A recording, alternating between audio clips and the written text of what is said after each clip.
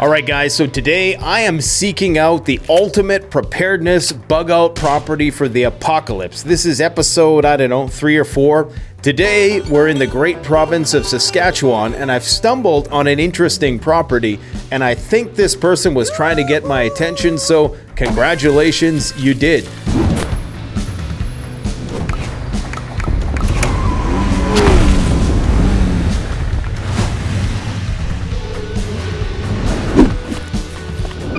So this guy wants 250,000 Canadian, which by today's accounting is around 190,000 USD. And he claims that this 160 acre patch of land, it sounds like a lot, and it is. However, we're going to talk about whether or not it's a good deal. This is pristinely unique, rare wilderness property, especially due to its location being less than 1 mile from the provincial porcupine forest.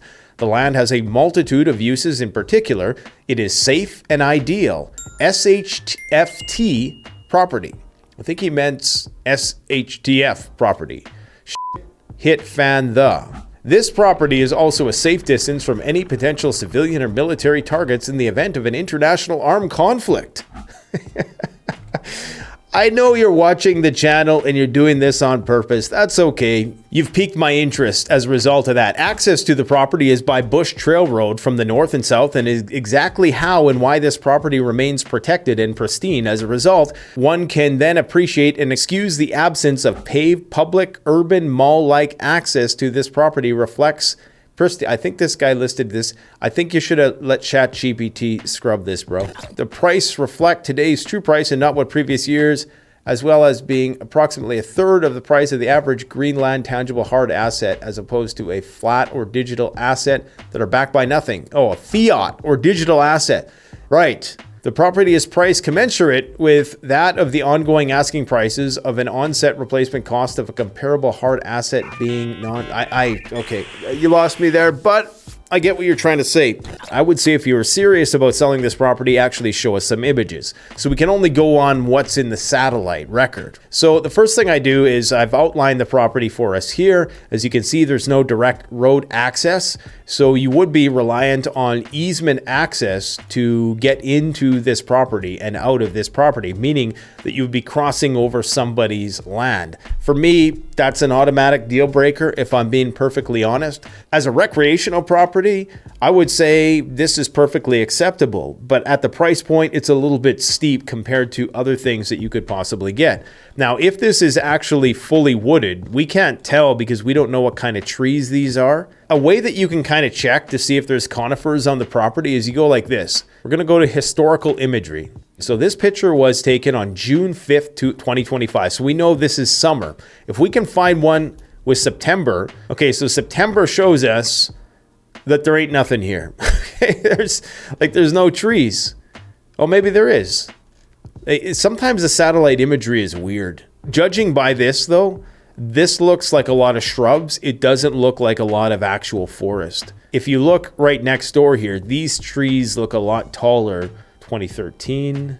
Okay, so see, this gives us a different perspective altogether. Well, maybe he's probably punching the screen right now. No, there's trees there. Well, put pictures of the trees on if there's trees, man. Okay, so that's actually a good sign because that means you have lumber on this property. To have those trees there, that's going to be absolutely essential, especially in the winter time, because that's going to be your source of firewood. And then we have this body of water here. So we have water on the property as well. So even if we don't have good well water, which you will in this region, well water is not a problem. But again, getting a well dug in this neck of the woods is going to come at a very high price point. The one thing for this particular area, and you might want to do a demographic background, if I was dead serious about buying a property, I would go and I would look at the nearest town and I would look at what the age demographic is. I would say the older the better. It's just going to be easier to deal with, most likely. There's going to be some backcountry Karens who are, have nothing better to do with their time than report whatever you do to the RCMP. But I mean, that's pretty rare. Knowing what I know about this region, it tends to be an older population, old farmers, things like that. So in terms of security and safety, This is a very decent neck of the woods as far as that's concerned. You probably could build stuff here and not have to worry about it being looted or vandalized, at least during peacetime. Okay, now we talked about water. There is water on this property. There's no doubt about that. It appears as though this is a fairly reliable water source. So you can see it's consistent from 2021 to 2025. There's not much difference. But you also have some open patches here that it looks like you could build on. However, hang on a second. Yeah, see, that's water. There's probably some high ground here somewhere, but I can see some swamp water there. You don't really need much. You just need like 5 acres to build on. All right, so it looks like the topography descends as you go towards the southeast corner. And so you're probably going to be building up in this corner, which actually isn't a bad idea because then you're going to be farthest from the road. And this is just a gravel road. So yeah, that's nothing to worry about too much. You're about 30 minutes from the nearest town. I would consider this to be like a secondary highway. You gotta get off a main highway. Even if you're off of this highway here, you're already off the beaten path. But to go all the way up here, okay, off this gravel road, and then actually take a left turn and have to cross over somebody else's property where there's no road, backing up against provincial forest and crown land where there's nobody. Maybe this guy's changing my mind here. And you got a big lake back here by the looks of things. Bathymetry map. If you guys don't know what that is the depth map of lakes. Okay, so this bathymetric map, I can click on any of these water droplets and it's going to show me an actual map that has all the depths at different parts of the lake. This is also good if you're into fishing because it can give you some details before you venture out and go on a fishing trip. You don't have to use your fish finder for that. Okay, so as you can see, I'm not seeing a bathymetry map. Now that's not a deal breaker. You see, even some of these smaller lakes, they have bathymetry maps. So let me pull one up for you just so you know what it looks like. This one has a maximum depth of 25 feet, which is a solid lake. You know, you could ice fish on this lake. There's going to be fish in there, most likely. You're not really going to get bathymetry maps for anything below like 12 feet, based on what I've seen. But we still know we have a lake back there, like a good lake. So water is not going to be a problem in this region. Two biggest things. You have trees, you have water. You're probably going to also have adequate sunlight in this region. Let's just take a look at the solar map. So yeah, we're actually in the top. So this means that you're getting 13 to 1400 kilowatt hours of electricity generation on average. So this is really the second best place in Canada to have solar. Let's check out the soil. So we're going to go on the Government of Canada website, the only thing they're good for, Soil of Canada. And this gives us an interactive map where we can go all around the country and we can see what type of soil is in the region where we want to lay anchor for our post-apocalyptic retreat. The dominant soil order is 87% Luvasolic soils, perfectly acceptable for growing things like fruit trees. You might have to do a little bit of work to the soil if you want to grow, vegetables and things of that nature, but there's good drainage. It's fairly ideal. It is very fertile. So we have the soil, we have the sun, we have the water, we have the security. The thing I like about the transition zone, where it's kind of in between the prairies and the boreal forest, is that you're less likely to have forest fire problems when you're on this periphery, this transition zone. Now, this forest here, I don't think it's burned for a while. So this is our mapping 100 year of forest fires in Canada. You don't get a lot of resolution here, but you can see, I don't think we're going to have an issue with forest fires in this region. This is a fairly safe place to be in this transition zone for the most part. It's really when you go up into the Great Boreal Forest that you got a problem.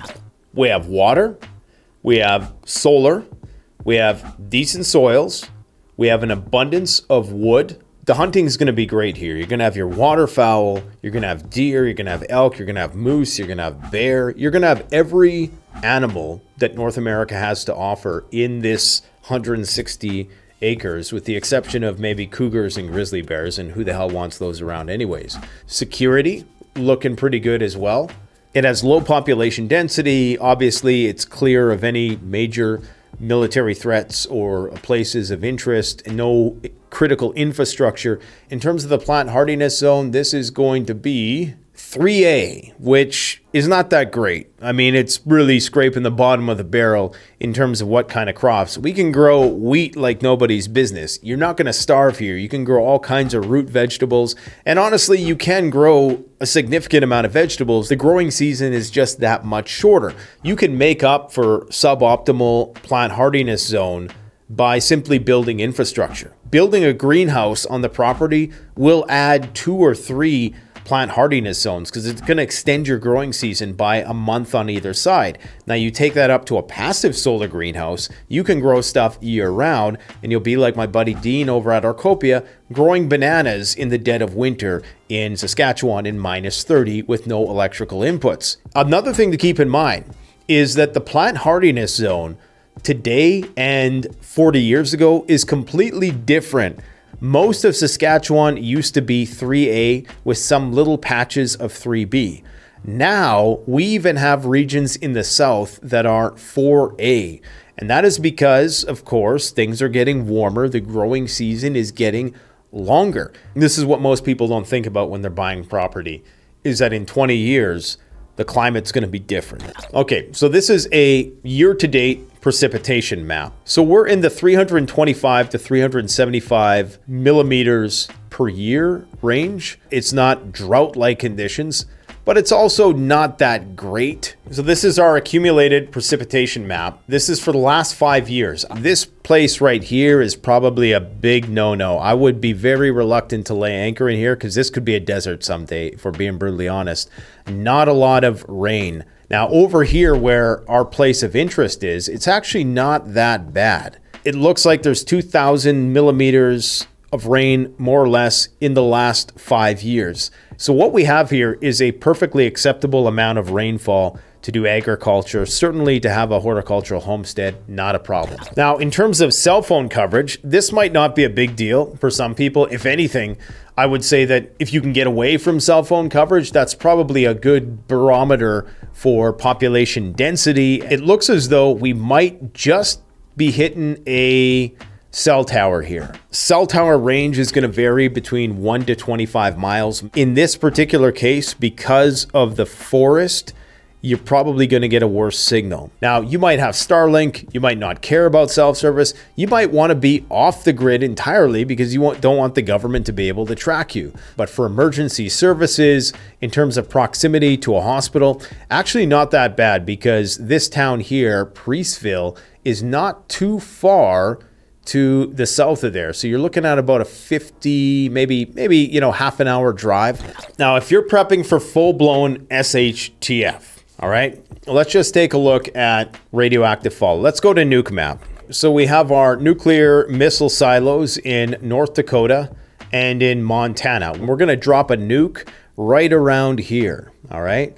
You know what, let's just do a 100 megaton warhead. They're not going to use a 100 megaton warhead, but they're going to use several megaton warheads, if that makes sense. This is probably overkill, but at least we'll know the worst case scenario. Boom! Let's detonate that bitch. Oh shit. We're screwed. You're going to need a fallout shelter. This shows us that we're going to be in the path of some pretty gnarly radioactive fallout. In fact, they made a documentary on this very thing. The problem is a lot of these wind calculations are based on the jet stream, and the jet stream has changed a lot. But generally speaking, if they bomb the hell out of these missile silos with nuclear weapons, there's going to be radioactive fallout, which is very survivable if you watch our other videos. We show you how to build fallout shelters. But what that means is that if you only have an above ground shelter, you're going to have to find a way to get underground. This is one of the potential drawbacks. The reason why they put their nukes in this part of the country is because it's the most sparsely populated, and they don't care about Canada, unfortunately. So we put this through our property resilience scale, which uses AI to look at probably 20 different scoring metrics. and it determined that this property is 57 out of 100. Now, part of the reason why it scores a bit lower is because of the poor access and the lack of infrastructure in-house on the property. If there was a solar system on here, if there was a well that was already dug, if there was some kind of geothermal system, but this could actually score a lot higher. If you are looking for blank slate property, I would probably say this scores closer to 75. The big downside is going to be there are still cold winters here in Saskatchewan, and there's a reason why not many people live out here. It's a harsh place to live. So a lot of the value in this land is what you will ultimately have to cultivate on your own. If you're just talking about backcountry camping and hiking, then yeah, this is ideal. But if you actually want to have a lifestyle here, something that resembles what you have now, it's going to take a lot of work. Still think the price point is a little bit high, but hey, that's just me. What do I know? Okay, I want to address one more thing. I see a lot of videos that use these clickbait titles. I bought 1,000 acres for $10,000, or these exaggerated numbers. And while that might be the case, you actually go and you watch these videos and you realize that these people bought some square plot of land either in the middle of the desert that's highly inaccessible. There's no way in hell anybody is using that property practically for anything.